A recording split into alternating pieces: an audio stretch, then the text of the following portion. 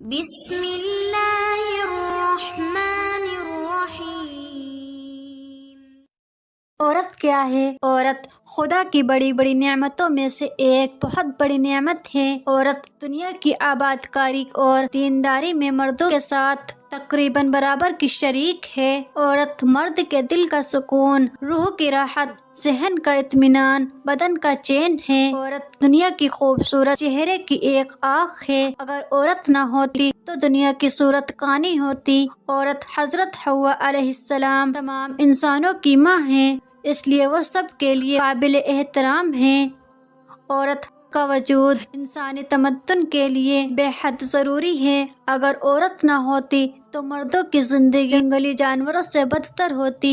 عورت بچپن میں بھائی بہنوں سے محبت کرتی ہے، شادی کے بعد شوہر سے محبت کرتی ہے، ماں بن کر اپنی اولاد سے محبت کرتی ہے۔ اس لیے عورت دنیا میں پیار و محبت کا ایک تاج محل ہے۔ نمبر 1، عورت کا بچپن۔ نمبر 2، عورت بالغ ہونے کے بعد۔ نمبر 3، عورت بیوی بن جانے کے بعد۔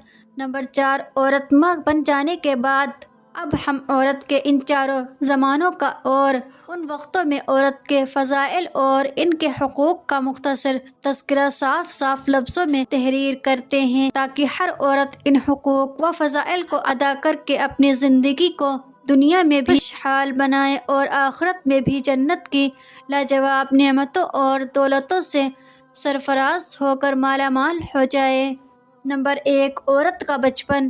عورت بچپن میں اپنے ماں باپ کی پیاری بیٹی کہلاتی ہے۔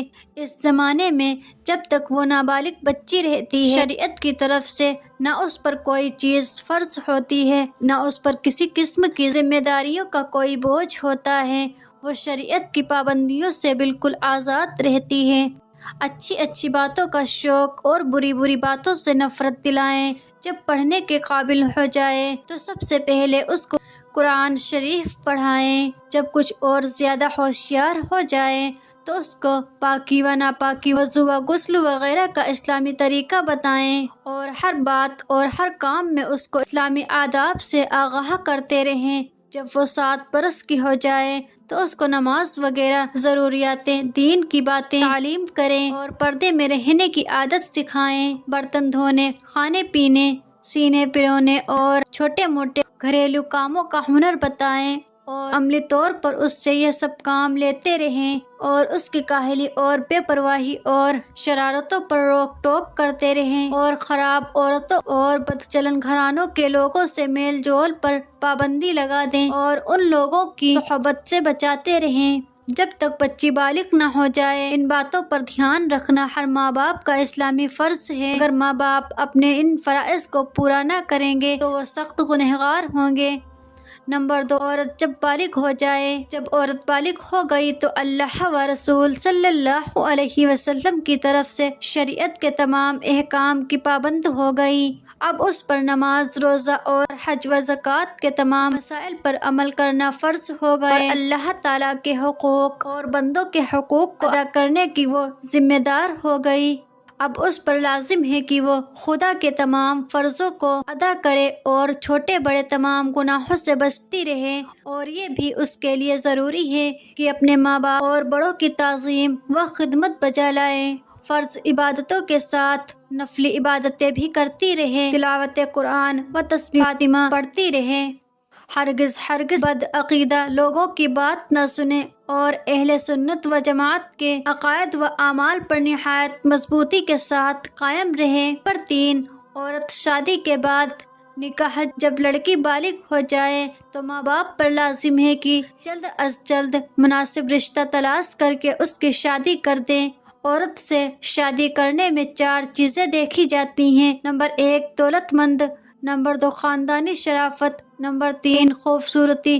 نمبر 4، دینداری۔ لیکن تم دینداری کو ان سب چیزوں پر مقدم سمجھو۔ عورت جب تک اس کی شادی نہیں ہوتی وہ اپنے ماں باپ کی بیٹی کہلاتی ہے، مگر شادی ہو جانے کے بعد عورت اپنے شوہر کی بیوی بن جاتی ہے، اور اب اس پر فضائل اور اس کی ذمہ داریاں پہلے سے بہت زیادہ بڑھ جاتی ہیں۔ وہ تمام حقوق و فضائل جو بالغ ہونے کے بعد عورت پر لازم ہو گئے تھے، اب ان کے علاوہ شوہر کے حقوق بھی ادا کرنے ہوتے ہیں۔ شوہر کے حقوق: اللہ تعالیٰ نے شوہروں کو بیوی پر حاکم بنایا ہے اور بہت بڑی بزرگی دی ہے، اس لیے ہر عورت پر فرض ہے کہ وہ اپنے شوہر کا حکم مانے، خوشی خوشی اپنے شوہر کے ہر حکم کی تابعداری کرے، کیونکہ اللہ تعالیٰ نے شوہر کا بہت بڑا حق بنایا ہے۔ یاد رکھو کہ اپنے شوہر کو راضی و خوش رکھنا بہت بڑی عبادت ہے، اور شوہر کو ناخوش اور ناراض رکھنا بہت بڑا گناہ ہے۔